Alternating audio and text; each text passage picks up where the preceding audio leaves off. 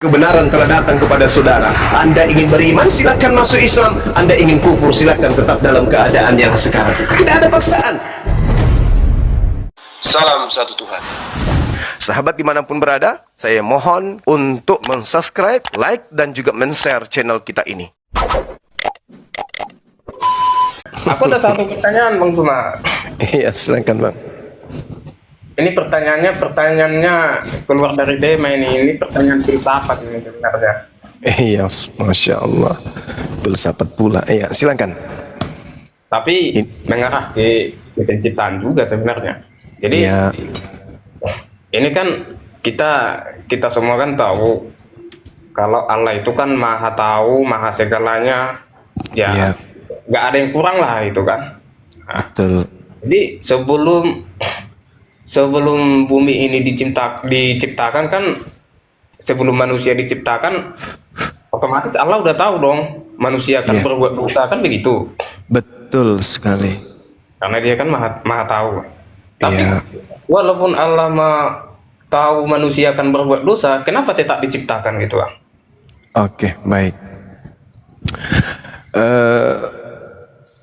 Al-Quranul Karim kemudian menyatakan, Bismillahirrahmanirrahim, wa qulil haqqu mir rabbikum. Kebenaran itu berasal dari Tuhanmu. Barang siapa yang mau beriman, maka silakan beriman. Barang siapa yang kemudian mau kufur, maka silakan kufur. Al-Quranul Karim, surah Al-Baqarah, ayat 147. Lalu kemudian di dalam Yohanes 14 nomor 6 nada yang sama, Yesus mengatakan, aku kebenaran sebagai utusan Tuhan. Barang siapa yang percaya dapatkan keselamatan, yang tidak percaya akan memperoleh kematian. Jadi Allah tahu bahwasanya ketika manusia ini menggunakan akal sehatnya, maka dia akan sampai kepada aku. Akan tetapi ketika manusia ini tidak menggunakan akal sehatnya, maka dia akan ingkar kepada aku. Wa qulil haqqu mir rabbikum. Itu kata Al-Quran. Jadi Allah sudah memberikan semuanya. Tak ada yang ditutupi oleh Allah. Keselamatan ada pada kaumnya Nabi Musa ketika Allah kemudian memberikan panduan berupa Torah. Keselamatan datang kemudian kepada kaumnya Nabi Isa ketika Allah mewahyukan Injil kepada mereka, Bani Israel. Lalu di penghujung kehidupan anak keturunan Adam, Allah kemudian menyajikan Al-Quranul Karim sebagai pedoman akhir bagi siapapun yang ingin menuju kepada keselamatan. Allah tahu, tetapi Allah tidak kemudian mengatakan kamu di neraka, kamu di surga. Tidak. Allah tidak memutuskan, sebelum engkau dilahirkan aku putuskan engkau di neraka. Sebelum engkau kuciptakan, aku menciptakanmu untuk neraka. Aku menciptakanmu untuk surga. Tidak. Hanya saja Allah menciptakan semuanya. Makanya di dalam Al-Quran itu, dalam surah Al-A'raf, Allah subhanahu wa ta'ala kemudian mempersaksikan manusia di alam ruh. Alastu bi rabbikum qalu bala syahidna. Apakah kalian bersaksi bahwa aku adalah Tuhanmu? Di alam ruh kemudian seluruh kita termasuk sahabat saya ini, Bang Gultom, juga menjawab, ya Rabb, aku bersaksi bahwa engkau adalah Tuhanku. Baik, kalau begitu aku ciptakan engkau turun ke bumi, silakan turun ke bumi. Rupa-rupanya setelah turun ke bumi ingkar. Yang tadinya di alam roh, belum ada jasad, kemudian belum ada godaan. Karena roh itu tidak butuh makan, tidak butuh minum, tidak butuh seks, tidak butuh harta, tidak butuh yang lain-lainnya. Ketika kemudian roh yang tadinya suci dibalut dengan biologis jasad kita ini, roh tunduk oleh keinginan jasad. Roh tunduk oleh keinginan jasad. Jasad kemudian mempengaruhi roh ini, karena roh ini tidak memiliki pilihan bebas. Jadi yang Anda harus tahu, roh kita tidak memiliki kehendak bebas. Saya ulang, tidak ada kehendak bebas pada roh. Itu dulu. Manusia memiliki kehendak bebas ketika kemudian dia terbungkus oleh jasad. Ada yang dikatakan akal, ada yang dikatakan nafsu, ada yang dikatakan kaki, ada yang dikatakan tangan, ada yang dikatakan mulut, ada yang dikatakan lambung. Inilah yang kemudian mempengaruhi roh untuk melakukan apa saja. Maka manusia memiliki kehendak bebas. Coba, sekarang Anda masuk ke dalam kamar, kunci dari dalam. Siapa yang kira-kira melarang Anda untuk melakukan apa yang Anda ingin lakukan di dalam? Ada? Tidak ada. Anda ingin jungkir balik di kamar? Boleh. Anda ingin telanjang di kamar? Boleh. Anda ingin masuk ke kamar mandi bolak-balik 100 kali sampai subuh? Boleh. Tidak ada yang bisa melarang. Itu hak bebas. Karena akal. Tapi ketika roh sudah dicabut dari jasad, dia hanya tinggal di bawah tanah, di perut bumi 2 meter dari dasar tanah. Tak ada kekuatan lagi. Roh kita tidak bisa lagi memilih antara mau menjadi penganut Islam atau menjadi penganut kafir.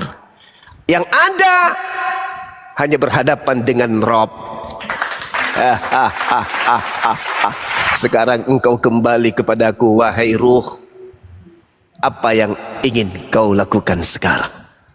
Yang hidup di dunia menyembah bukan Tuhan hanya bisa menyesal.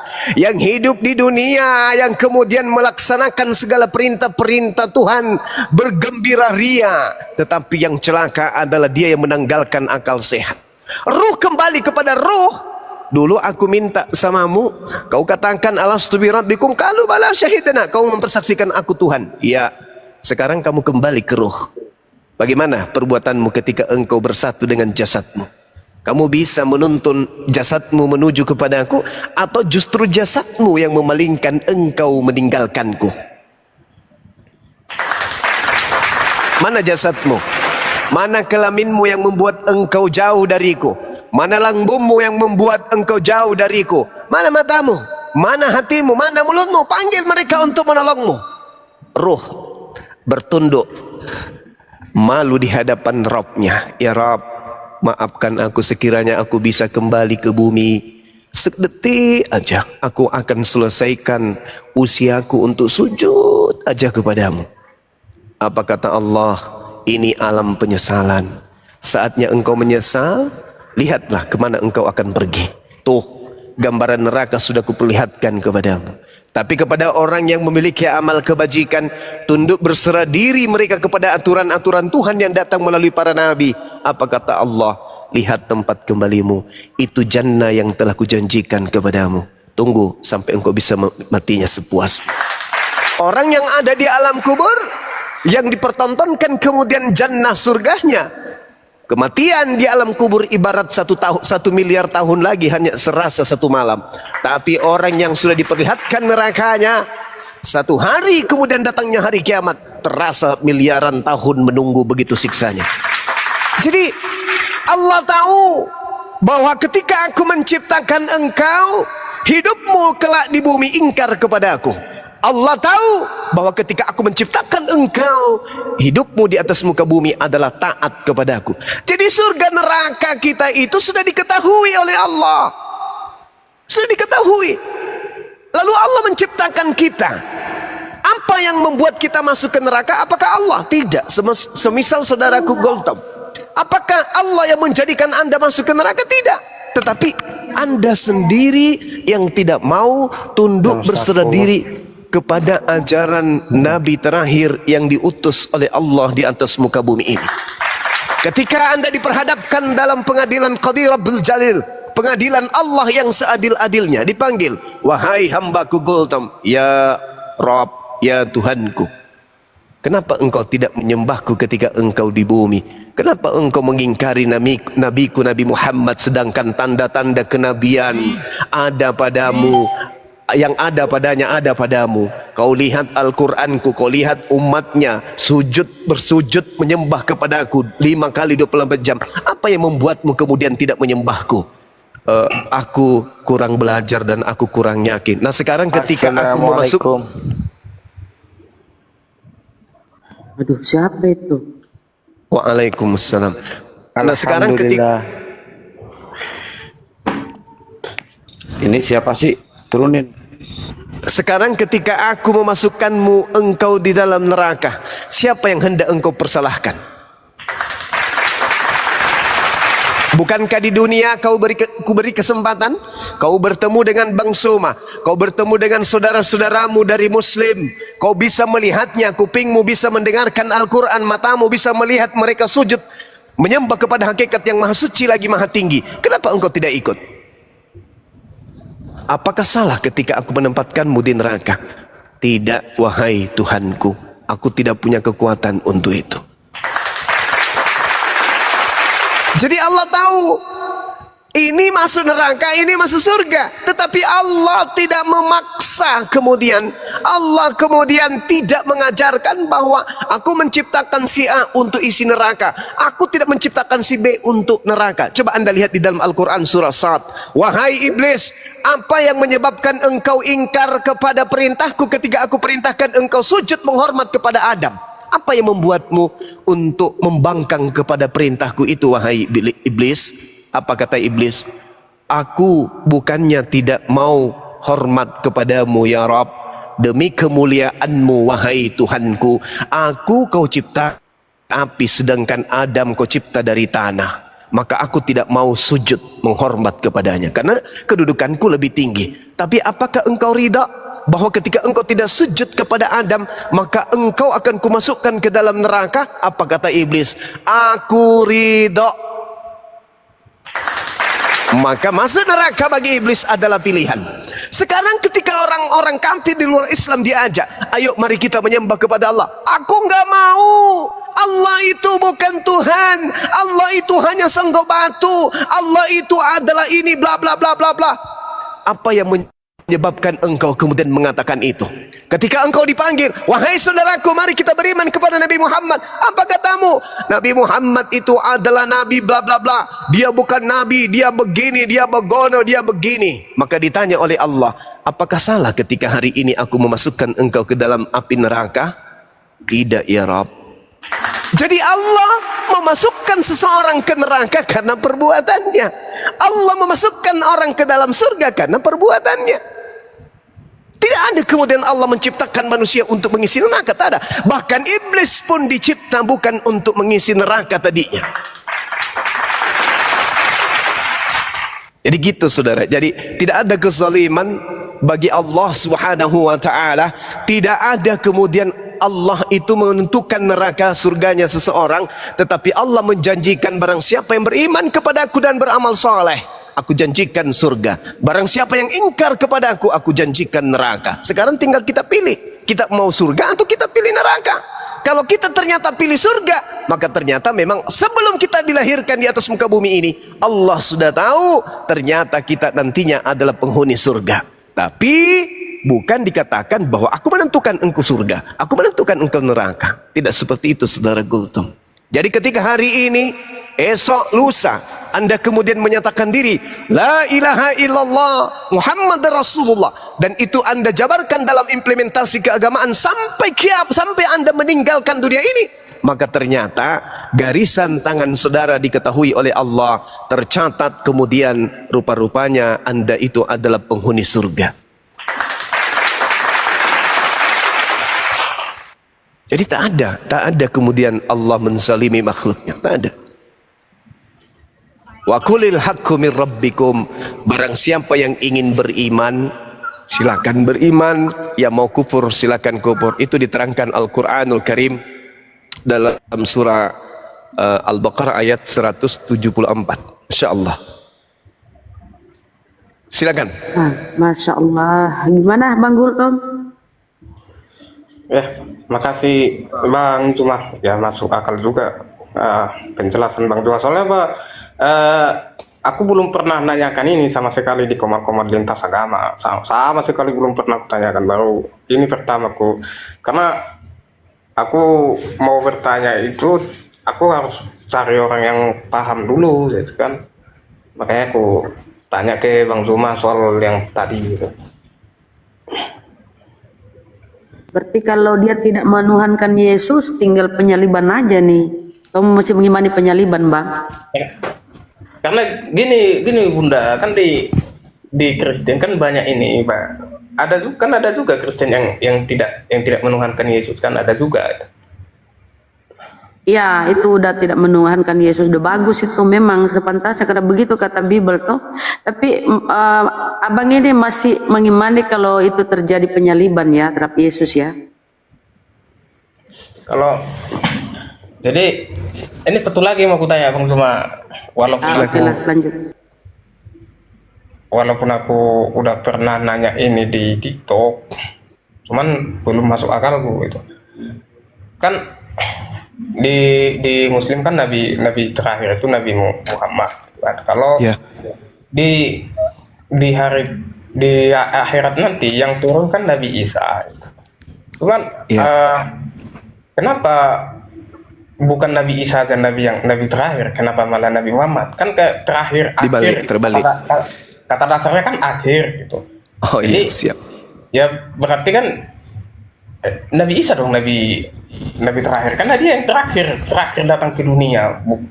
Bukan begitu Bang, atau gimana? Oke, baik. Saudara,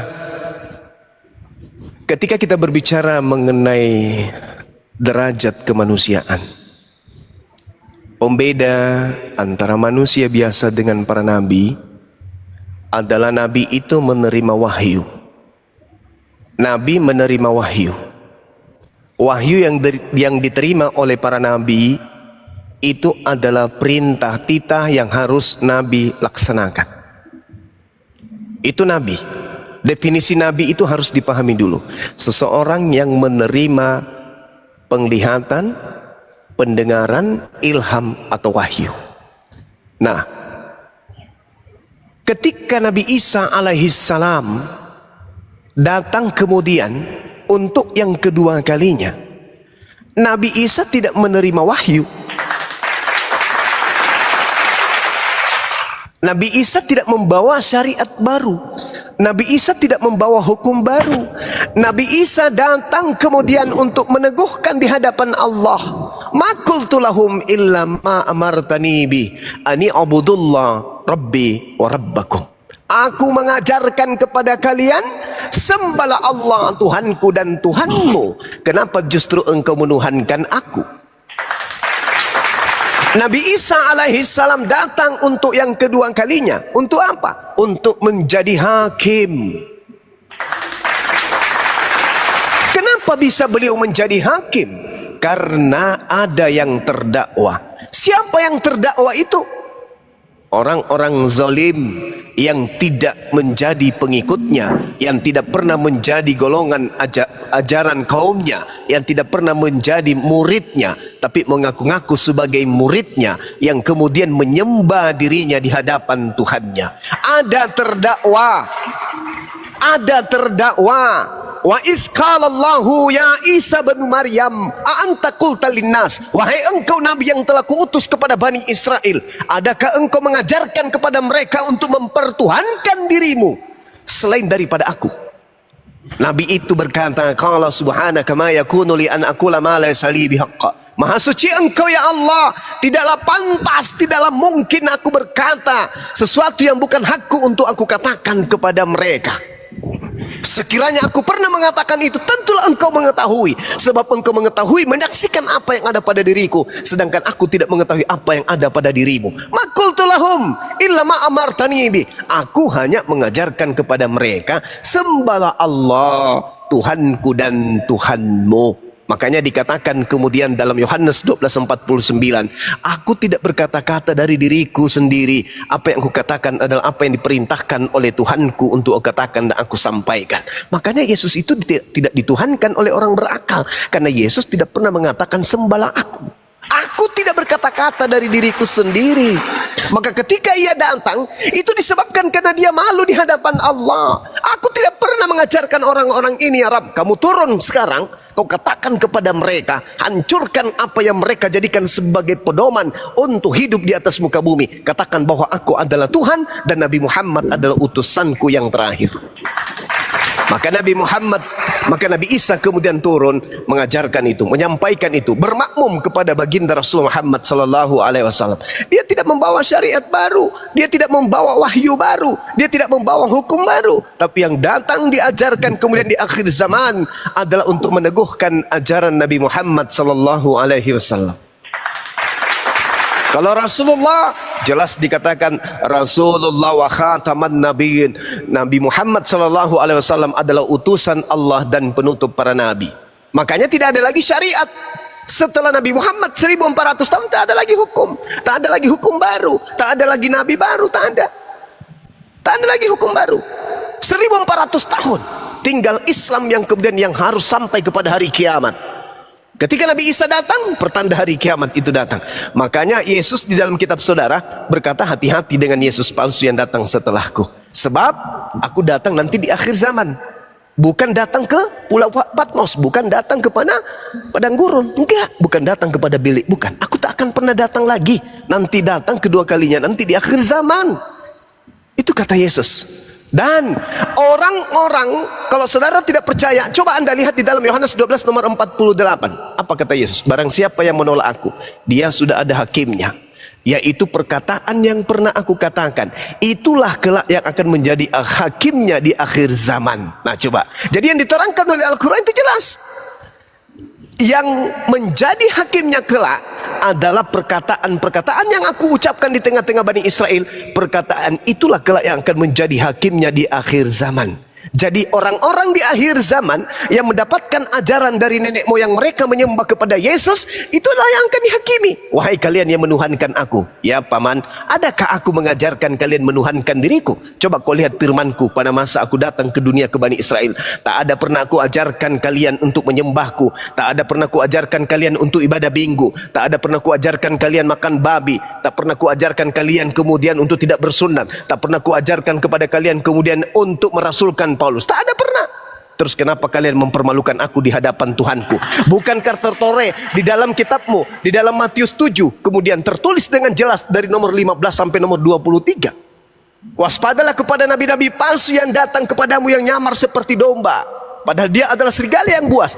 Dari buahnya kau bisa melihat dia. Bukan setiap orang yang memanggil aku Tuhan akan masuk ke dalam kerajaan langit, kecuali mereka yang melakukan kehendak Bapakku di surga. Apa kehendak Bapakku? Perjanjian lama, hukum Taurat. Pada hari itulah kemudian banyak orang berkata dan berseru kepadaku, Tuhan, Tuhan, Tuhan, Tuhan, Tuhan, Tuhan. Bukankah kami bernubuat pakai namamu? Bukankah kami bermujizat pakai namamu? Bukankah kami mengusir setan pakai namamu? Pada hari itulah nanti aku akan berterus terang kepada mereka, enyahlah daripadaku, kalian semua adalah pembuat kejahatan. Aku sungguh tak mengenal kalian, kalian semua adalah pembuat kejahatan. Na'udzubillah. Na'udzubillah. Sudah capek-capek ibadah menyembah kepada Yesus, tapi faktanya aku tidak mengenal engkau. Engkau semua adalah pembuat kejahatan. Matius 13 nomor 50, pembuat kejahatan dilemparkan ke dalam api neraka. Makanya di dalam Al-Quran dikatakan apa? Innal ladzina kafaru min ahlil kitabi wal musyrikina fi nari jahannam khalidina fiha ulaika hum syarrul bariyah. Jelas itu.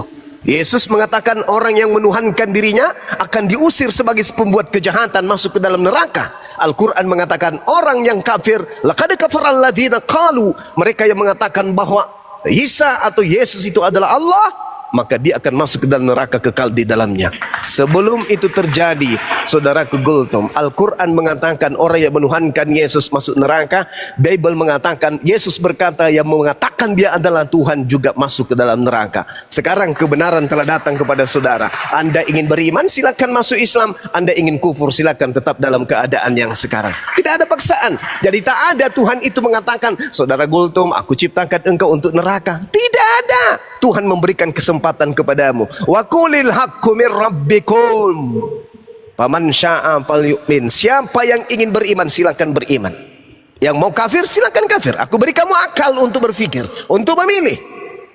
Kamu bukan makhluk roh. Kalau makhluk roh tidak bisa memilih seperti malaikat, seperti iblis. Kemudian itu mereka adalah makhluk roh. Mereka tidak bisa memilih, mereka tidak bisa berpikir, mereka tidak bisa menciptakan kemudian karya-karya baru. Sedangkan engkau, aku beri akal, aku beri nafsu, aku beri syahwat untuk engkau bebas menjadi pemimpin atas dirimu sendiri dan pemimpin atas bumi ini. Kenapa engkau memperbodoh dirimu justru memilih kepada jalan kesesatan? Kamu yang memilih neraka, bukan aku.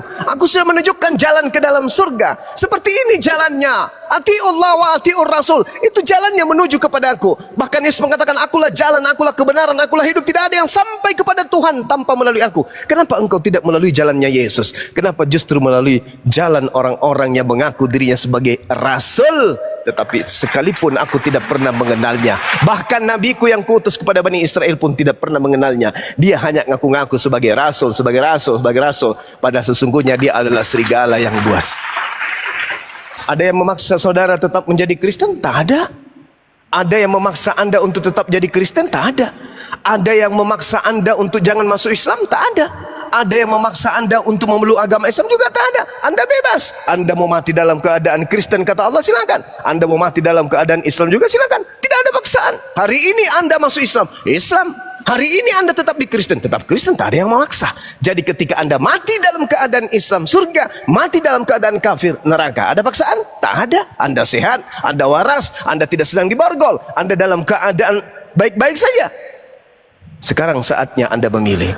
La ikraha fiddin. Silakan. Assalamualaikum Bang Zuma. Waalaikumsalam warahmatullahi wabarakatuh. Ini saya seorang mualaf. Saya ingin bertanya. Begini Bang Zuma, setelah saya lihat keadaan sekarang ini, saya kan seorang mualaf dan keluarga saya semua ada juga yang Kristen, ada juga yang Islam. Jadi seperti debat-debat sekarang ini, jadi saya bingung begitu. Bagaimana saya untuk memilih? Bahkan sekarang saya lihat itu sepertinya ada kayak Guru Nda dilanjutin aja sama Bang Gultom. Ini saya tahu ini saya tahu. begitu. Bagaimana? Tolong kasih keterangan Anda. Udah nggak usah nyamar-nyamar. Dilanjut sama Bang Gultom, Guru Nda. Mohon maaf. Jangan dinaikin ya teman-teman. Bang Zuma, Bang. Ya, silakan Bang Gultom. Boleh sedikit Bang Host, sedikit aja. Kristen Muslim? Muslim, alhamdulillah Bu Bunda Rahma. Alhamdulillah, Muslim. Masya Allah. Ya, Silakan. jangan dulu Bang masuk, jangan dulu masuk, biar Guru Nda dulu sama Bang Gultom kalau Muslim. Oh iya, Silakan sedikit aja. Bang Gultom. Oke, terima kasih Bang Zuma penjabarannya semuanya. Tapi kalau melihat dari keterangan Bang Zuma ini dan yang tertulis di Al-Quran, Nabi Muhammad Nabi terakhir, harusnya yang datang nanti di akhirat Nabi Muhammad lah kalau begitu, bukan Nabi Isa itu kan terakhir itu. Saudara, kedatangan Nabi Isa alaihissalam itu bukan di hari kiamat, enggak, atau di hari akhirat, bukan. Akhir zaman menjelang kiamat, Nabi Isa akan datang. Kenapa Nabi Isa datang? Karena dia yang disembah oleh manusia. Nabi Muhammad, untuk apa beliau datang? Ajarannya sudah selesai, umatnya menerimanya. Nabi Isa yang harus datang. Untuk apa? Untuk menyadarkan kesempatan terakhir kepada orang-orang yang menganggapnya Tuhan. Itulah tujuannya datang. Nabi Muhammad sejak ia menjadi nabi sampai hari kiamat, ajarannya sudah digaungkan. Nabi Isa adalah rasul, Yesus bukan Tuhan. Gaungan ajaran Nabi Muhammad sampai akhir zaman, sampai hari kiamat. Dengan adanya Al-Quran sampai hari kiamat, sama dengan adanya Nabi Muhammad sampai hari kiamat. Kalau Anda mengatakan kenapa bukan Nabi Muhammad, hari ini Nabi Muhammad masih ada di tengah-tengah kita. Apa itu Al-Quran dan As-Sunnah? Itu dia. Nabi Muhammad masih ada di tengah-tengah kita. Al-Quran dan As-Sunnah. Apa yang kita ingin lihat dari Nabi Muhammad? Fisiknya, dia manusia. Jadi yang kita butuh dari Nabi Muhammad adalah ajarannya. Di mana itu tersimpul? Al-Quran dan hadits. Kalau Anda mengatakan kenapa bukan Nabi Muhammad? Loh, Nabi Muhammad ada di tengah-tengah kita saat ini. Anda ingin melihat cara duduknya Rasulullah, lihat dalam hadis. Anda ingin melihat cara jalannya Rasulullah, lihat dalam sirah nabawiyah. Anda ingin lihat cara tidurnya Nabi Muhammad, lengkap, semuanya lengkap. Apa lagi? Nabi Muhammad masih ada di tengah-tengah kami. Masih ada. Yesus mana? Injil yang diberitakan Yesus tidak ada. Nabi Isa, Injil yang diceritakan Nabi Isa mana? Enggak ada. Jadi yang menyertai kehidupan anak keturunan Adam di atas muka bumi hari ini adalah baginda Rasulullah Muhammad sallallahu alaihi wasallam. Dia akan menyertaimu sampai hari kiamat. Jadi Nabi Isa harus turun untuk meluruskan ajaran yang dibengkokkan oleh orang-orang zalim. Demikian. Oke. Insyaallah. Silakan Bang Gultom. Oh begitu ya Bang ya. Oke lah, terima kasih Bang atas ini jawabannya. Baik. Ini apa saya udah terjawab sudah rasa penasaran saya kenapa yang kutanyakan jawabannya tentang apa yang mengalami pertanyaan filsafat tadi apa jawabannya. Yang kedua yang kutanya itu apa jawabannya, aku udah mendapatkan jawabannya itu. Oke, terima kasih Bang Juma, sehat Terima selalu. kasih Bang Gultom. Ya. Nanti kalau ada pertanyaan lagi silakan, jangan sungkan bertanya aja kepada kami ya. Oke Bang, sehat selalu ya Bang ya. Alhamdulillah, amin. Rezekinya panjang umur ya. Dan Baik. juga Bunda Rahma, Bang Hos, semuanya yang di Bang komal Gultom. ini ya Bang ya. Iya Bang. Bang Gultom, sebelumnya Bang Gultom, Oh. sampai sekarang ini Bang Gultom masih merasa beragama Kristen, tapi Bang Gultom mengimani adanya Allah Sang Maha Pencipta dan mengimani Nabi Muhammad sebagai utusan Tuhan, atau masih belum? Ya setelah aku tanya tadi tentang Nabi terakhir itu, kalau yang dijelaskan Bang Juma ya, aku sudah menemukan jawabannya, kan begitu. Ya, ya. Jadi tadi yang jelaskan Bang Juma itu Nabi Isa itu bukan Tuhan, utusan Tuhan, setara dengan para nabi. Ya, aku juga nggak menuhankan Nabi Isa atau Yesus, nggak kutuhankan itu. Ya, dan setara dengan Nabi Muhammad sebagai utusan Tuhan. Apa yang disampaikan terakhir oleh Nabi Muhammad di Al-Quran itu menjelaskan apa yang tadi dijawab tentang Nabi Isa datang terakhir. Kisah ini hanya diketahui ya secara detail dalam ajaran Islam. Jadi kalau Bang Gultom mau lebih paham, belajar Islam lebih banyak, ya, lebih mempelajari Islam. Ya Bang ya. Jadi cuma itu ya Bang pertanyaannya, nggak bertanya lagi. Itu aja sih Bunda. Nah, kalau pertanyaanku karena kan Bunda udah tahu aku sering nanya ke Ustadz Tata, aku sering nanya ke Iyalah. Ustadz Sugi Kristologi, Ustadz Sugi Kristologi, Bapak itu aku sering bertanya juga. Itu aja sih ya, yang pertanyaan yang sisa Bun. Ya semoga kita doakan semoga dapat hidayah Bang ya. Kami hanya berharap itu kepada Allah. Semoga Abang yang orang baik ini dapat hidayah. Oke. Itu aja ya Bang ya. Kita sapa Papa Tom. Selamat malam. Ya. Papa Tom. Izin turun ya Bunda ya, Bang Juma. Iya Bang. Terima kasih banyak silakan, ya. Bang. Semua. Oke, Bang. Amin, sehat selalu ya. Papa Tom, Kristen Muslim. Selamat malam. Ya, Pak Tom. selamat malam. Suaranya ada suara itu deh, aku tahu Ji. Papa Tom, kok ini minta permintaan kenapa membisu Hunter Kristen Muslim? Kristen Mbak. Silakan Bang, apa yang mau didiskusikan? Enggak ada tema ini ya, tema bebas ya dari Gurunda. Iya. Silakan Bang. Hunter. Saya di sini bukan bertanya. Boleh juga sih bertanya, tapi mengenai yang lagi marak-maraknya ini, saya mau nanya dengan Bang Zuma, Bang. Bagaimana Ya, silakan, pendapat Bang. Abang? Bagaimana pendapat Abang masalah anak Batak itu, Bang? Gimana tanggapan Abang dan pemikiran Abang, Bang? Iya, baik. Ya, karena saya ditanya tentang hal ini ya. Jadi seperangkat kemudian aturan atau hukum-hukum di negara kita ini mengatur tata cara beragama, mengatur tentang keagamaan maksud saya, di mana setiap umat itu berhak untuk menjalankan kemudian agamanya masing-masing. Yang dimaksud agamanya masing-masing di sini adalah kitabnya, dan yang dimaksud kitabnya di sini ya adalah yang ori dari asalnya, dan kemudian mereka diberi kewenangan untuk melakukan tata cara ibadah mereka masing-masing. Kita Indonesia memberikan kemudian kebebasan dalam hal ini.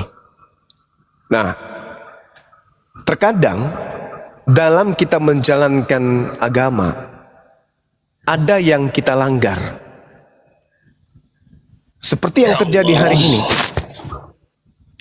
Ada yang kita langgar. Entah itu kemudian kita sadari atau kita tidak sadari. Seperti misalnya membicarakan sesuatu tentang agama saudara kita tidak sesuai dengan apa yang ada di dalam kitab yang mereka imani. Itu yang pertama.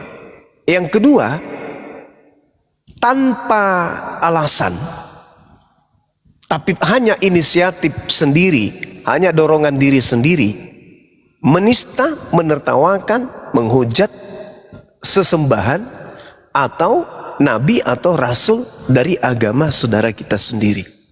Nah, itu yang melanggar hukum. Itu yang pertama. Kemudian yang kedua adalah saya melihat fenomena ini terjadi, entah itu orang-orang yang punya kepentingan ini sengaja untuk tidak mau peduli. Adanya lembaga Bible Indonesia membuat sesuatu keadaan, menciptakan satu keadaan untuk melahirkan adanya perdebatan panjang seperti hari ini dan seterusnya. Lembaga Bible Indonesia mencetak sebuah buku yang diimani oleh saudara kita Kristen tidak sesuai dengan kaidah yang seharusnya, sesuai dengan bahasa aslinya. Masuk ke dalam bahasa Indonesia justru lebih kepada keislam-islaman daripada kekristenan itu sendiri. Sehingga mengajarkan kemudian orang yang punya misi tertentu untuk memurtadkan tampil seperti keislam-islaman, menyebut kemudian sebutan-sebutan yang islami, ya, sengaja untuk apa? Untuk memurtadkan orang. Nah, itu juga karena dorongan Bible itu sendiri, perwujudan dari Bible itu sendiri. Sehingga apa yang terjadi? Umat Islam bereaksi. Ketika terjadi reaksi dari umat Islam akibat ulah daripada sekelompok orang, maka yang terjadi seperti yang ada kita lihat. Anak bata secara gelap mata kemudian menghina, menghujat Nabi Muhammad SAW. Itu didorong karena apa? Karena adanya kemudian dari Bible yang menyebabkan kemudian umat Islam juga mengangkat bicara terkait dengan konsep ketuhanan, tentang konsep kitab suci, tentang konsep kenabian dan seterusnya.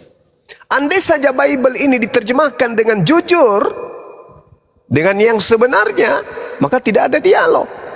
Karena tidak adanya dialog, maka tidak mungkin kemudian anak bata dengan sengaja menghina Nabi Muhammad. Karena tak ada urusan dengan Islam. Tetapi karena ada yang memasang perangkap-perangkap ini, kemudian dialog terjadi, sakit hati, iri.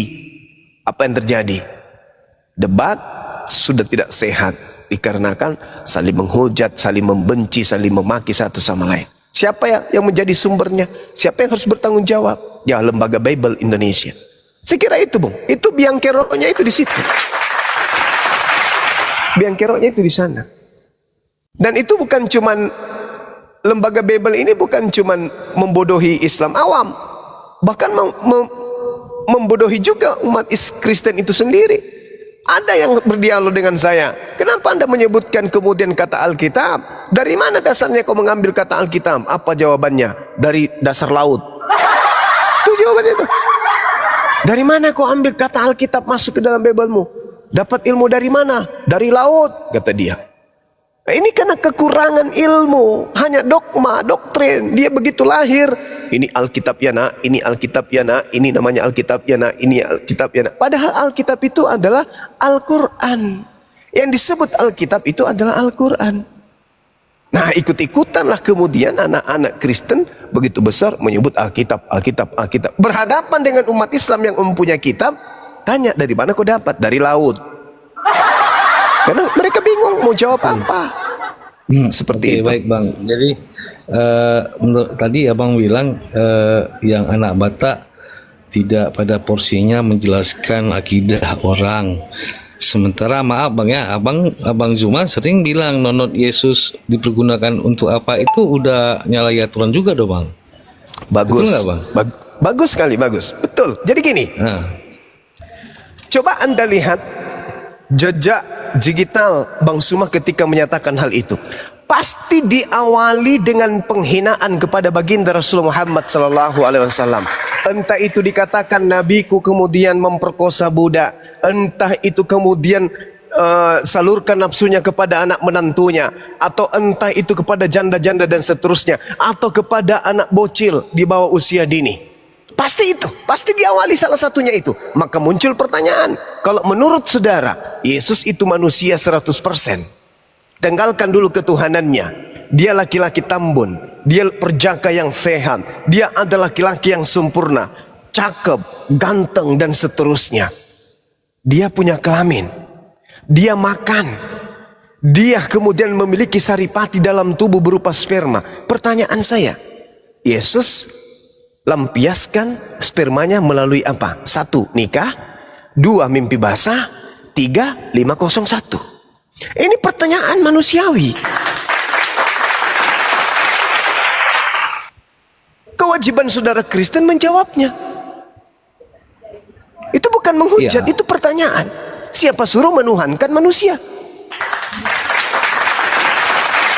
Jadi itu bukan menghujat, hanya mengkanter hujatan saudara-saudara Kristen terhadap nabiku. Dibilang menggauli anak kecil segala macam, maka muncul pertanyaan, Tuhanmu melampiaskan birahinya dengan cara apa? Dia manusia biasa. Apa buktinya dia manusia biasa? Pada saat seusai dia puasa, maka laparlah Yesus. Butuh makanan, ada lambung, ada usus. Berarti ketika makanan masuk dikelola oleh tubuh, pasti kemudian makanannya, saripatinya ada yang menjadi daging, ada yang menjadi darah, ada yang menjadi sperma. Kayak mana caranya melampiaskan spermanya? Kalau saya lebih baik memilih nikah, karena di dalam Injil Filipus 49 Maria Magdalena disebut sebagai bini Yesus. Demikian. baik. Klik Abang tadi masalah nonton itu berarti bertanya, sementara anak AB bernarasi. Kira-kira di situ saya sudah menanggapi itu Bang. Jadi gini Bang, kalaupun kasusnya si AB ini naik, sudah itu terjadinya nanti ada apologet yang di Muslim dipanggil, mungkin Bang ya, nama Abang itu bakal Abang hadiri apa gimana Bang? Saya rasa kalau panggilannya itu kasusnya memang terkait dengan saya, ya saya hadir karena panggilan. Tapi saya rasa saya tidak berdiskusi dengan anak Batak dalam kasus ini. Ketika dia dilaporkan dalam kasus tertentu, itu tak ada kaitannya dengan saya. Karena begini Maka, Bang. sabar. Karena yang dilaporkan kemudian oleh pelapor adalah hujatan beliau terhadap hadits. Maka yang harus hadir di sana adalah saksi ahli tentang hadits untuk mengetahui itu. Bukan Bang, jadi gini Bang, sumber semua apologet yang baik Kristen maupun Muslim, Abang kan pentolannya ini seperti kayak Gurunda panggilannya kan Bang Suma. Itu mungkin ini mungkin Bang ya. Kalaupun Abang nanti dipanggil, apakah Abang menghadiri ataukah Abang mangkir apa gimana Bang? Kalau saya dipanggil saya hadir. Oh itu Bang ya. Iya. Iyalah Bang, Tapi harus hadir iya. Bang. Iya, saya hadir. Emang kau pikir apakah? Enggak, biar apple to apple. Sama orang Kristen juga, debater Kristen kalau dipanggil hadir, jangan kabur ke luar negeri. Pertanyaan tolol kau itu. Jangan kabur ke luar negeri. Enggak. Santai-santai kita, santai. Saya kan cuma mau berandai aja dengan Bang Zuma, bukan berarti Bang Zuma bakal dipanggil enggak Bang. Ya namanya ini Bang ya, kasusnya ini kan lagi Tahu marah-marah. nggak kalau banyak penghujat Kristen itu kabur ke luar negeri? Kau tahu nggak apa? Biar Gurunda, Bunda Rahma biarin. Saya hadir Bang untuk mempermudah kemudian proses hukum di negara ini. Saya hadir. Insya Allah saya hadir. Boleh Gila, sedikit oke, Bang Bang. Juma? Udah. Iya, Mungkin silakan. terkait yang disampaikan Hunter ini, kebetulan saya di Sumatera Utara. Jadi gini Hunter, kalau mengenai yang AB yang ditanyakan, dia menyampaikan berdasarkan pendapatnya tanpa kalau dia berkata dia belajar Islam 8 tahun, sering disampaikannya, tapi nyatanya dia tidak bertanya pada umat Islam, pada ulama, kepada yang berhak untuk menjabarkan ilmu. Ya, dia belajar sendiri mungkin. Dalam Islam belajar itu harus bersanad sampai kepada apa yang diajarkan oleh Rasulullah, oleh Nabi Muhammad sendiri, karena dia yang paling paham tentang Islam. Bukan siapa yang membuat link-link ataupun artikel-artikel liar, bukan itu. Islam tidak belajar kepada artikel-artikel liar atau orang-orang yang berpikir sendiri, tidak. Semua bersumber dari Nabi Muhammad. Dan di Sumatera Utara kajian-kajian itu banyak. Kalau mau bertanya masjid banyak. Kalau mau belajar itu banyak tempatnya. Kami tidak menghalangi kalau memang ingin tahu. Ya, dan sudah lama si AB ini berdiskusi dengan kami. Banyak mengenai Islam. Kenapa dia tidak bertanya dulu? Dia melakukan hal yang menyesatkan pemahaman dan disebarluaskan di media sosial. Itu yang kami tidak senang gitu ya. Cara-cara seperti ini, dan kami di Sumatera Utara seringkali bersosialisasi kepada siapapun yang menyimak debat lintas agama, ya, janganlah berupaya untuk melakukan hujatan atau fitnahan yang bisa terkena hukum. Kami sudah seringkali menyampaikan, ya, ketika Anda sudah berhadapan dengan hukum, sulit Anda membela diri. Gitu, jangan main-main dengan itu. Kami sering kali menyampaikan ini. Hindarkan. Kalau mau bertanya. Itu. Jangan menghujat, jangan memfitnah. Banyak umat Islam di sekitar Anda, tanyakan. Media informasi mudah untuk didapatkan tentang Islam. Tapi cari dari sumber yang benar. Itu aja ya. Jadi jangan mempertanyakan sesuatu tanpa Anda berupaya untuk memahami dulu. Di mana usahanya untuk belajar gitu. Belajarlah. Gitu aja mungkin. Lanjut. Silakan Ustaz Bima. Oke, baik Bang. Jadi kalau masalah ini kan ya lagi viral-viral, wajar aja saya bertanya sama Bang Zuma, karena Bang Zuma di sini kan termasuk guru besarnya API. Nah, kenapa AB sampai berdiskusi dengan Ustaz Yusuf? Kan Ustadz Yusuf kan API juga ya kalau nggak salah. Nah, jadi wajar saya bertanya, kalaupun kasus ini naik, Gurunda Zuma dipanggil, kira-kira bersedia apa enggak? Itu aja kok. Berandai-andai ya, bukan berarti itu. Itu aja kok pertanyaan saya. Pikir kayak orang Islam itu pengecut, nggak kayak kalian. Bukan, Mbak. Saya bukan menjustis. Ya, makanya saya senang ngobrol sama Bang Zuma. Bang Zuma ini jiwanya besar, dia nggak sensitif orangnya. Makasih Bang ya jawabannya Bang ya. Sehat terus, maju terus sapi Bang ya. Amin. Makasih. Oke, terima kasih Bang. Makasih Bang. Makasih Bang. Izin turun Bang. Oke, siap. Oh, assalamualaikum Bang Juma. Waalaikum saudaraku. Ya Bang Juma, saya dari Batam ini Bang Juma. Dari? Kristen Muslim Bang Arba. Muslim. Saya dari Waalaikumsalam warahmatullahi wabarakatuh. Jadi Bang Juma ini berlama saya ikuti. Aku izin dulu Gurunda, boleh kuputar si Sopi Katul itu yang menginjak Al-Quran atau enggak usah ya Gurunda? Boleh. Ingin kali aku kasih tengok mereka itu ya, yang menginjak Al-Quran kemudian kabur. Lanjut dulu Bang, aku cari dulu. Ya. Ada kali kalian berkata gitu sama Gurunda. Silakan Bang Arba, lanjut. Ya Bunda, terima kasih. Saya hanya mengucapkan terima kasih. Saya baru ini bisa langsung ngomong dengan Bang Juma. Ya, saya sangat berterima kasih atas edukasinya selama ini kepada umat Islam hingga bisa memperkuat keimanannya. Gitu Bang Juma. Ya, jadi ada manfaatnya kami ada Bang. Menurut abang ini apologet Islam Indonesia ini ada manfaatnya buat umat Islam? Banyak bang, banyak. Ya, artinya Alhamdulillah. artinya selama ini saya kan juga banyak juga berkawan dengan saudara-saudara Nasrani. Mereka juga ya artinya sebagian aja yang apa, yang kadang-kadang suka menghujat itu karena kebencian aja di hatinya. Banyak juga yang tersadar bang. Ya. Masya Allah, Alhamdulillah. Ya, saya dari Tapanuli juga bang.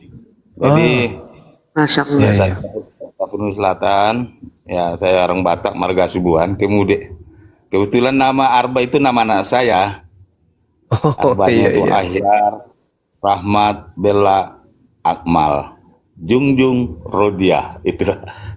Oh. Jadi bukan saya mau menipu ya. Ini saya hanya artinya untuk ini aja, bikin yang lain gitu. Dari kampungnya Bang Ucap Tebas nih Bang Juma.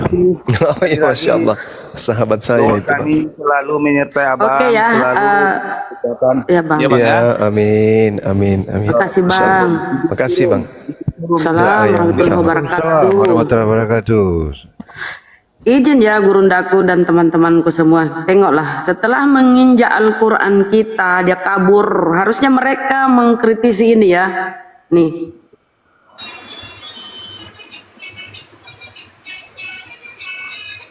Manusia, jawab Pak.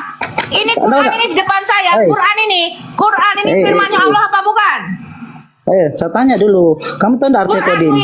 Quranmu ini loh Pak. Quranmu ini kalamullah, kodim kekal, bersifat kekal apa tidak? Jawab. Saya tanya, kamu tahu artinya kodim? Jawab. Oh, tadi saya tanya. Quranmu ini bersifat kodim kekal apa tidak? Itu jangan takut. Saya tanya, kamu bilang tadi Tuhan Yesus punya sifat kemanusiaan. Jangan takut, jawab, jangan takut. Jangan takut Pak, saya bicara Anda, jawab. Firmanmu ini Tengok itu. Itu oten-oten. Kabur dia. Ya, itu sebagai informasi juga Bunda Roma, kami ada mendeteksi satu lagi yang melakukan itu, kemungkinan di Sumatera Utara, sedang kami cari datanya, sedang kami kejar. Insya Allah kalau dapat nanti kami expose lagi.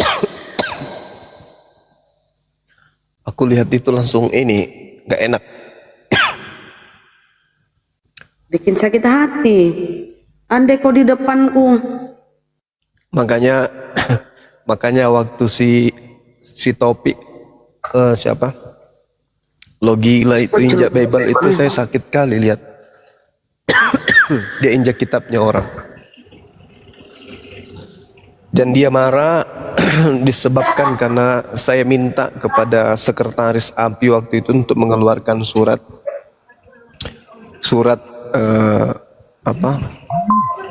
mengutuk keras perbuatan yang injak Bible. Lalu kemudian sekarang yang dia publish kebohongan yang dia karang sendiri, bahwa yang menyusun rencana beliau injak Bible itu saya. Dia anggap bahwa netizen itu bisa dikibulin, bisa dibodoh-bodohin dengan kebohongannya dia, dengan fitnahannya dia. Tapi orang seperti ini, sahabat-sahabat, saya ambilkan air segelas, lalu kemudian baca basmalah, aku minum dan kuusap dada. Mudah-mudahan Allah tidak memberikan azab kepada beliau. Memfitnah bini saya, orang yang sudah meninggal dunia. Dan alhamdulillah sampai hari ini Allah menjaga anak-anak saya. Sampai anak-anak saya itu tidak ada di antara mereka yang mengetahui perbuatan si logika ini. Alhamdulillah. Anak-anak saya tidak mengetahui kalau ibunya diperlakukan sedemikian rupa oleh orang tersebut. Saya tidak bisa bayangkan kalau anak saya tahu. Ibunya yang sudah meninggal dunia dibawa-bawa oleh beliau.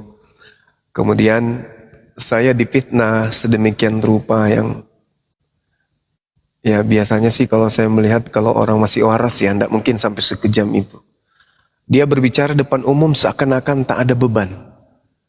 Ngomong seenak perut seakan-akan tak ada beban, menandakan bahwa orang ini ada gangguan. Ada gangguan berat. Ada gangguan berat. Apakah itu karena tekanan ekonomi atau apa? Yang jelas dia begitu berani kemudian menyusun sebuah kata dengan memfitnah saya yang memerintahkan dia untuk menginjak Bible. Katanya ada 2 kandidat. Yang pertama Blender, yang kedua adalah dia. Kebohongannya kemudian sangat mudah diketahui. Saya dengan Blender itu baru beberapa bulan kenalan. Baru beberapa bulan. Saya tahu nomor HP-nya nanti setelah saya di Medan baru kemarin ini. Baru kemarin, baru saya tahu ketika saya di Medan. Bulan kemarin baru saya tahu nomor HP beliau. Ya bulan ini ya, kalau nggak salah saya di Medan. Baru saya tahu nomor HP Blender. Tapi kejadian injak Bible itu udah berbulan-bulan lalu. Ada setahun kali ya, beliau itu injak Bible, teman-teman. Ya lebih kurang segitu, setahunan. Nah, berarti sebelum dia nginjak Bible, sejatinya saya sudah kenal sama Blender. Gila tuh. Katanya saya dipilih 2 karena Blender tidak bisa buka kamera, maka jatuh pilihannya ke saya. Wow, keren. Saya kena peringatan ya bang. Ini akun saya satu-satunya. Iya. Turun dulu ya. Turun dulu, terus naik lagi. Aku nih ke band baru-baru ke band. Ya Allah ya Rabbi. Ya, buat teman-teman tolong dong di tab layar ya teman-teman, biar komalnya kuat, komalnya tidak ada peringatan apapun. Tolong dibantu tab layarnya teman-teman ya. Akun Gurunda cuma satu-satunya, tinggal yang itu ya. Jadi kalau misalkan akun Gurunda kena banned ya nggak ada lagi akun, nggak bisa lagi live ya. Tolong dibantu ya tab layar sampai HP Anda minimal retak dulu ya layar HP-nya. Kalau udah retak beli baru, yang itu yang retak kasih ke saya ya. Sampai 1M, sampai 1M. Ayo teman-teman semangat. Akang paling cakep, paling kacep. Namanya juga usaha. Lanjut sedikit lagi ya teman-teman. Lanjut. Jadi munculnya itu cerita itu entah dari mana ya, setan apa yang merasuki beliau sampai dia bangun cerita Bang Suma yang memerintahkan dia itu menginjak Bible. Nah, kebohongannya itu bisa dilihat dari yang kedua. Apa itu? Ketika kemudian dia datang, Masya Allah, ketika ia datang kemudian di Komal di mana saya waktu itu sedang berdialog, dia datang ingin klarifikasi. Ngamuk-ngamuk kan, sempat terjadi ribut kecil kan waktu itu. Andai saja saya yang memerintahkan dia menginjak Bible, harusnya dia naik apa yang dikatakan, hei Suma, saya melakukan itu karena kau yang menginjak, karena kamu yang perintahkan. Ya kan? Benar nggak? Sekiranya waktu itu memang betul-betul saya memerintahkan dia pada saat kisru waktu itu, itulah kalimat pertama yang dia lontarkan ketika dia naik ke Komal. Nah, tapi apa yang dia katakan waktu itu saya masih ingat, tapi videonya ada videonya di channel Zulkifli Ma'bas. Apa yang dikatakan waktu itu sama saya? Kamu tahu latar belakangnya? Apa? Kamu tahu dasarnya saya kemudian menginjak Bible? Apakah kalian tahu apa dasarnya, apa yang mereka lakukan di Komal mereka sampai saya injak Bible? Apakah kalian tahu apa penghinaan mereka terhadap Islam sampai saya injak Bible? Saya ditantang waktu itu, makanya saya injak. Nah, andai saja yang merintahkan itu saya, maka waktu itu juga dia akan mengatakan, bukankah kau yang memerintahkan aku? Nah, inilah ya, jadi secerdas-cerdatnya kemudian monyet meloncat ya, isi monyet pasti ketahuan kalau itu berbohong ya teman-teman. Tapi karena saya kemudian pikir orang ini ada kelainan ya, udahlah, ngapain digubris orang yang tidak bermoral kayak gitu, orang yang tidak punya attitude, tidak punya tidak punya akhlak. Bagi saya anggap dia itu orang ada gangguan jiwa gitu.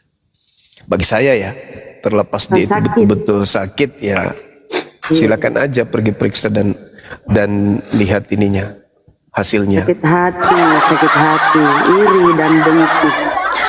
Robin, selamat malam Robin. Kristen? Ya, assalamualaikum warahmatullahi wabarakatuh. Oh, saya kenal ini yang menuhankan penyembah Roh Kudus ya Bang ya. Ini menarik. Silakan Bang. Jadi ini denom baru Gurunda, denomnya namanya penyembah Roh Kudus. Silakan Bang. Saya sangat bangga dengan Bang Juma, ini saudara seperguruan saya nih Bunda. Bang Juma ini ya dalam karate ya, dalam bela diri ya. Bang Juma maju terus ya. Selagi itu di dalam yang maha kuasa, maju terus. Iya Gurunda. Iya. Jangan pernah menyerah. Yang penting jangan sampai seperti yang dilakukan logika menginjak bebel. Itu aja pesanku buat Bang Juma. Tetap baik maju Bang terus Robin. karena itu adalah tindakan yang salah. Baik, Kita akan Robin. berhubungan dengan hukum. Betul Bang. Betul, Apapun Bang. kita, sehebat apapun kita di dunia ini, kita hukum seperti anak Batak. Lihat, kita harus bisa menahan diri. Ya, itulah salah satu iman yang benar, yang suci. Ya, jangan sampai kita mengatakan orang lain itu sekalipun orang lain itu salah. Ya, nggak apa-apa. Inilah resikonya. Kita kan punya hukum dunia. Seperti anak Batak, sekalipun dia itu seagama dengan saya nggak meyakini yang apa yang dia perbuat itu tidak baik, terutama di hadapan yang Maha Esa, yang Maha Kuasa, atau di hadapan Allah itu tidak baik, Iya. Maka sekarang kita berbicara didengar ini, didengar sama siapa? Sama yang menciptakan kita. Makanya berbicara dengan baik ya, sekalipun ada ini seperti ini kita harus tahan diri. Seperti anak Batak kan itulah konsekuensinya. Ya kenapa? Karena ada orang yang disakitin, pada diterima. Makanya harus siap.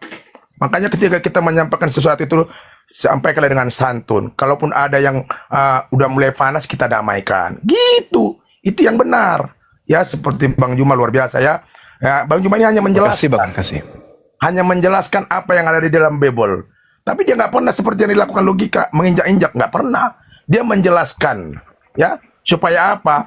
Karena apa ini yang diajarkan di dalam Bible, kenapa kalian lawan? Nah itu yang diajarkan. Ini saya ikutin terus, ini saudara saya perseguruan ini. Ya, Keren. kenapa kalian tidak lakukan? Benar. Mengapa kita? Karena ya seperti dalam Kristen Yesus itu nggak pernah mengajarkan menyembah manusia, nggak pernah. Ya, saya sendiri, makanya saya menyembah apa? Menyembah Roh Kudus. Kalau dalam saudara saya namanya Ruh yang Suci. Begitu. Ya. Bang Robin boleh bertanya Bang Robin. Bang Robin di wilayah boleh. Medan atau di Sumatera Utara sekitar Medan? Kalau saya di Medan, Pak. Kapan-kapan bisa bertemu kita Bang untuk buat konsolidasi sesama umat beragama ini supaya di medsos boleh. kita bisa redam. Ya, boleh. Ya karena memang nggak baik buat Sumatera Utara. Saya orang Sumatera Utara, selama ini kita kan tahu ya di real life kita ini nggak pernah ada masalah ya. Iya, inilah yang dikehendaki daripada Yang Maha Kuasa itu, kita damai rukun. Ini sebenarnya, inilah. Jadi ini maaf ya, saya bukannya membela. Bentar Pak Robin, saya sapa dulu Bang Happy, Muslim apa Kristen Bang Happy. Nanti kita ada Pak Oboy mau diskusi sama Gurunda Juma. Mohon yang lain nanti idem ya. Bang Happy, Muslim apa Kristen? Agnostik. Agnostik, baik. Bang Robin, ada yang mau disampaikan lagi? Silakan, jangan terlalu ini. Mau ada diskusi soalnya ini. Oke, boleh. Jadi itu aja buat kita semua. Ya terima kasih buat Pak Gurunda yang Juma yang saya hormati, buat Pak Ustadz Juma, buat saudara-saudara yang lain. Baik sahabat Robin, Masya Allah. Kita bersatu ya. Kita ini NKRI ya, tetap bersatu apapun masalah keyakinan kita, biarlah Yang Maha Kuasa yang menilai itu nanti. Di akhirat maupun seperti apapun kita, ya harus kita lakukan yang baik ya, menurut Yang Maha Esa itu, menurut Yang Maha Kuasa itu. Jangan menurut manusia. Jangan pernah kita mempertuhankan manusia, itu aja intinya ya. Pertuhankanlah Yang Maha Esa, Yang Maha Kuasa, yang tidak bisa dimengerti oleh manusia ya. Itulah yang kita pertuhankan ya, yang tidak pernah mati. Itu yang perlu kita pertuhankan. Karena Tuhan itu tidak pernah mati ya. Itu jelas. Iya Bang Robin, merdeka Bang Robin, merdeka. Iya, Di DM saya nomor kontaknya Bang Robin biar kita bisa bertemu Bang ya, ngopi-ngopi di mana gitu. Boleh nanti. Ya. Saya izin follow ya. Oh iya, silakan itu Bunda Rama. Silakan. Saya memang udah follow Bang Robin ini memang. Bunda Nadia itu Bang, Bunda Nadia itu Bang. Saya Nadia orang. Oh Bunda Nadia ya. Oh kita Bunda Rama. Ya. Bang Handi, monitor Bang Handi. Bang Handi. Bang Handi.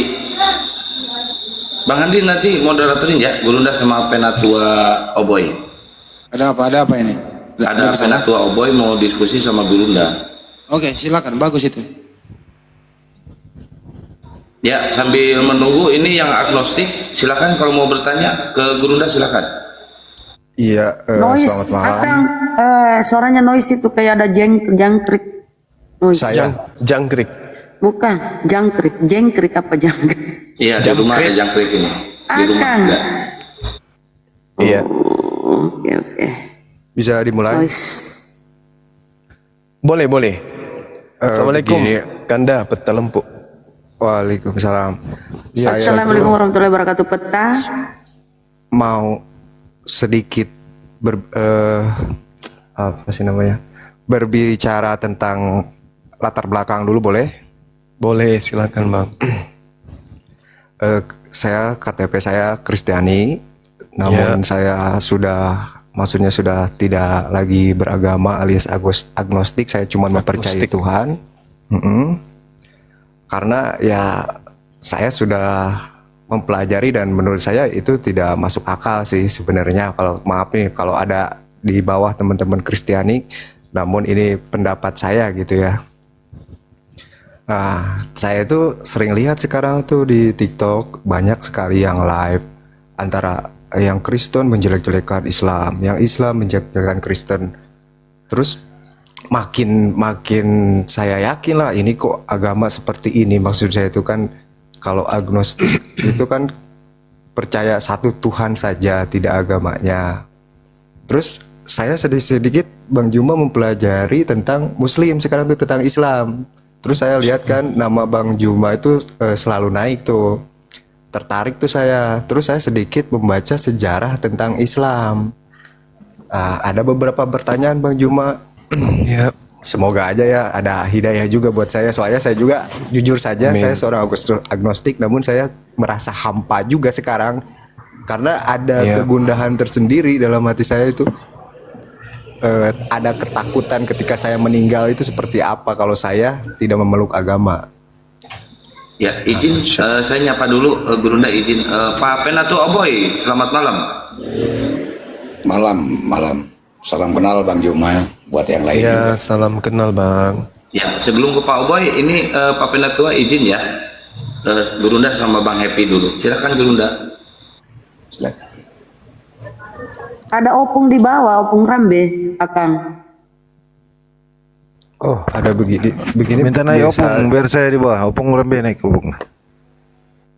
Iya Bang, terima kasih ya Bang Bejo. Bisa dilanjutkan? Ya, silakan. Begini Bang, saya kan membaca historical tentang terjadinya yang Nabi Muhammad naik ke langit itu, apa namanya tuh? Lupa lagi saya. Isra Mi'raj. Nah itu. Ya. Kan itu terjadinya itu sebelum Masjid Al-Aqsa itu diberi nama Al-Aqsa Bang. Maksud saya kan mengapa di Al-Quran sudah disebutkan Al-Aqsa sedangkan peristiwa itu terjadi sebelum Nabi Muhammad itu sebelum tanah itu diberi nama Al-Aqsa begitu. Terus boleh beberapa, coba satu lagi deh. Terus satu lagi gini Bang, saya pernah melihat peta kuno lah. Tidak ada tuh yang namanya Mekah. Sedangkan saya kan membaca historical tentang adanya Mekah itu dari Ibrahim ya. Kalau di Islam Ibrahim itu kan yang membangun kota Mekah kalau nggak salah. Awal mulanya kalau dalam histori Islam. Sedangkan di Mekah itu di peta 1200 Masehi itu baru ada. Belum ada.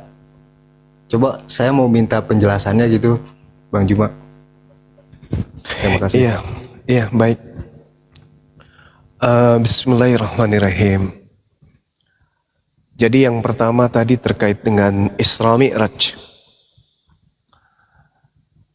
Baginda Rasulullah Muhammad SAW adalah hamba Allah. Diterangkan kemudian di dalam Al-Quran, Bismillahirrahmanirrahim, Subhanalladzi asra bi 'abdihi lailan minal masjidil harami ilal masjidil aqsa. Jadi yang memperjalankan kemudian Nabi Muhammad bukan Nabi Muhammad itu sendiri, melainkan yang Maha Pencipta, yang Maha Kuasa, yang bisa melakukan apapun terhadap makhluknya, yang melakukan itu. Sehingga tak ada yang mustahil dalam hal ini ketika kemudian Allah menginginkan memperjalankan Rasulullah. Ini adalah satu cara Allah ya untuk menggelitik akal manusia. Makanya kemudian Allah menciptakan manusia itu sebagai makhluk sempurna dalam bentuk fi aksani takwim. Kesempurnaan daripada wujud manusia itu adalah eksistensi keberadaan Allah di alam semesta. Aku menciptakan manusia untuk mengajarkan kepada kalian bahwa aku itu ada. Maka satu-satunya makhluk yang diciptakan dengan sempurna yaitu manusia. Sehingga apa yang terjadi? Allah menggeliti akal manusia sehingga manusia mampu kemudian berkarya dan menciptakan kendaraan yang disebut pesawat, di mana pesawat ini mempersingkat waktu dan jarak yang begitu jauh. Mempersingkat jarak dengan menggunakan waktu yang singkat. Seperti yang kemudian dipercontohkan oleh Allah akan perjalanan baginda Rasulullah Muhammad sallallahu alaihi wasallam. Nah, kemudian ketika penamaan ini, ketika kita berbicara mengenai hal tersebut, memang sebelumnya belum dinamakan Masjidil Aqsa. Tapi pada dasarnya kemudian hari ini kita mengenalnya dengan Masjidil Aqsa. Tak ada permasalahan di situ. Sama seperti ketika kemudian di dalam Bible ada nama sungai yang ada di Eden, taman di Gan Eden, ada 4 nama sungai. Tapi kemudian nama sungai itu juga ada tertulis di dalam Bible yang merujuk kepada apa yang ada di peta dunia. Nah, sama seperti itu. Yang diterangkan dalam Al-Quran itu adalah ada apa yang sesuatu yang sekarang ada, kita lihat adanya Masjidil Aqsa. Jadi itu bukan sesuatu yang menurut saya pribadi dan menurut umat Islam dalam kaidah Islam bahwa itu bisa menggugurkan kebenaran daripada Isra Mi'raj yang terjadi atas baginda Rasulullah Muhammad sallallahu alaihi wasallam. Kemudian yang kedua, Al-Quran kemudian mengajak umat manusia untuk berfikir. Afala ta'qilun, afala tatafakkarun. Kalau segala sesuatunya kemudian dijabarkan oleh Al-Quran, dijabarkan dengan begitu mudahnya kepada kita manusia, terkait dengan pertanyaan saudara tentang adanya kota Mekah dalam peta bla bla bla dan seterusnya, maka akal kita ini mengantarkan kita kepada keadaan lebih cepat pikun. Karena dengan banyak berpikir, manusia itu kemudian menghalau datangnya pikun di usia dini. Artinya apa? Tidak semua yang ada itu harus diterangkan tanpa kaidah. Harus diterangkan kemudian tanpa berpikir. Harus diterangkan kemudian dijabarkan, diperlihatkan oleh Allah tanpa kemudian manusia itu mencari. Jadi tidak semuanya ketika Anda mengatakan di sini ada di tahun sekian kok tidak ada nama Mekah di sana dan seterusnya. Tapi ada satu hal yang menarik terkait dengan Nabi Ibrahim alaihissalam dan kota Mekah.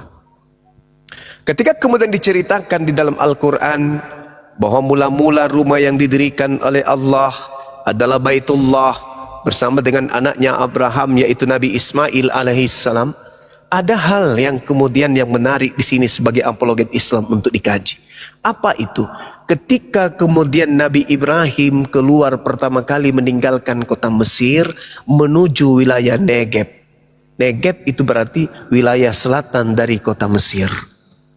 Artinya Nabi Abraham menuju kepada area Mekah. Di sanalah kemudian dia pertama kali mendirikan Baitullah atau Baitel atau kemah pertemuan dengan Elohim.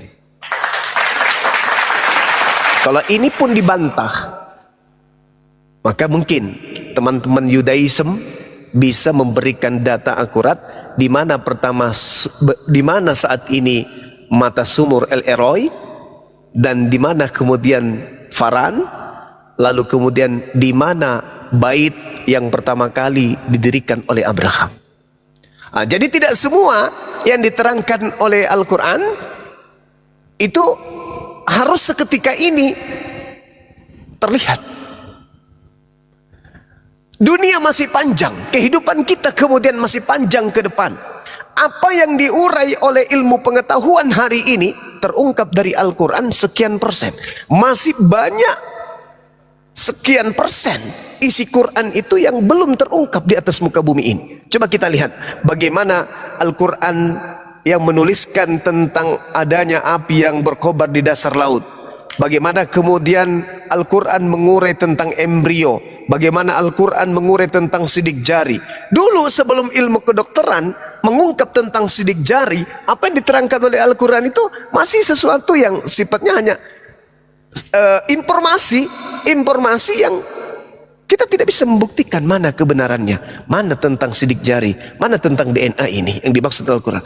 Tapi dengan berjalannya waktu, rupa-rupanya apa yang ditemukan oleh ilmu kedokteran hari ini terkait dengan sidik jari itu sudah diterangkan dalam Al-Quran. Begitu juga tentang Mekah, begitu juga tentang wilayah-wilayah yang diceritakan kemudian dalam Al-Quran, dan apa yang diungkapkan oleh ilmu pengetahuan saat ini itu akan berkesinambungan nantinya.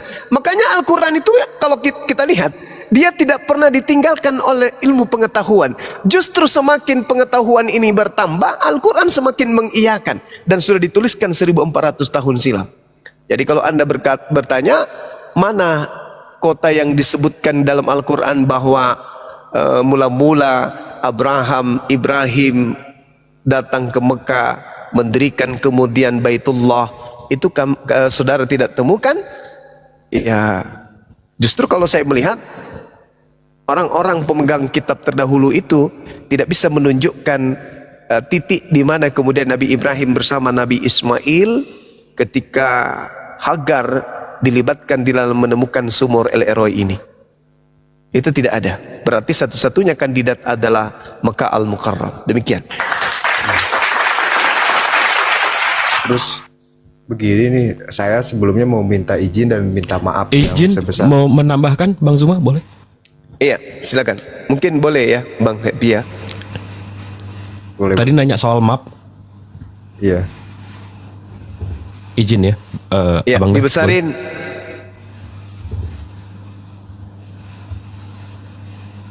Ya, bismillahirrahmanirrahim. Jadi di map nggak ada, mungkin agak ini ya, membengongkan ya. Jadi kalau kita buka ini peta Ptolemy tahun 150, berarti abad 1 ya. Ini Ptolemy geografi. Ini saya ambil dari bible.ca. Ya, di sini kalau kita lihat ada namanya Makoraba. Nah, di Makoraba ini kalau kita lihat dari Dictionary of a Greek and Roman Geography, Makoraba ini sekarang disebut Mekah. Jadi catatan Romawinya mereka tidak menulis Mekah, tapi mereka menamakan sendiri itu Makoraba, Bang. Nah, mereka habis itu ya, betul kan? Mohon maaf. Ini tahun 150, abad 1, 2. Iya. Habis itu kalau memang mau ada lebih mundur daripada ini lagi, karena klaim kita kan Mekah itu ada dari zaman dulu kan. Kalau kita baca Keluaran 51, kemudian Musa dan Harun pergi menghadap Firaun, lalu berkata kepadanya, beginilah firman Tuhan Allah Israel, biarkan umatku pergi untuk mengadakan perayaan bagiku di padang gurun. Nih, untuk mengadakan perayaan. Kalau kita baca interlinearnya, thus Pharaoh unto and said and Aaron Moses and afterward they may hold feast. Hold feast ini artinya mengadakan perayaan. Perayaan apa sih nih sebenarnya? Kan kita mau tahu. Nah, begitu kita lihat interlinearnya, kata per katanya, di sini dibilang to make a pilgrimage, ziarah. To make a pilgrimage. Nah, begitu kita baca di sini, make pilgrimage, keep a pilgrimage, Arabiknya hajj. Betake oneself to or towards an object of reference, make pilgrimage to Mekah. Nah, jadi di sini maksudnya kemudian Musa dan Harun pergi menghadap Firaun lalu berkata kepadanya, begitulah firman Tuhan Allah Israel, biarkanlah umatku pergi haji bagiku di padang gurun. Jadi Musa juga udah disuruh ke Mekah. Nah, ini berarti berapa? 3000 tahun sebelum Masehi. Ya. Ini dari Bible Hub ya. Bukan dari keislaman. Silakan, Abang Guru. Iya, Masya Allah. Nah, inilah yang saya katakan bahwa saya akan terungkap. Yang tadi yang penjelasan saya bahwa apa yang ditemukan dalam Al-Quran itu akan terungkap dengan sendirinya. Subhanallah.